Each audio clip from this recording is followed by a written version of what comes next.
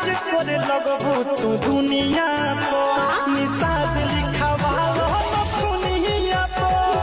राज करे लगबू तू दुनिया को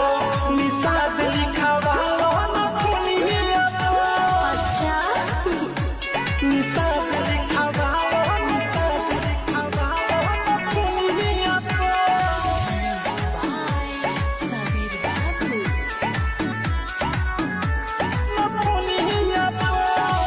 नाचलू जाने सके जावे पकूदे सहट जावे पकूद हो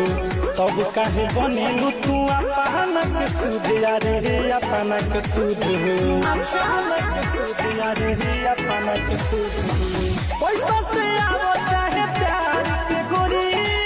जाए पड़ी तोहे दरबार से गोरी जाए पड़ी तोहे दरबार से गोरी अब नाचो तू हरमुनिया बबी राज करे लगबू तू दुनिया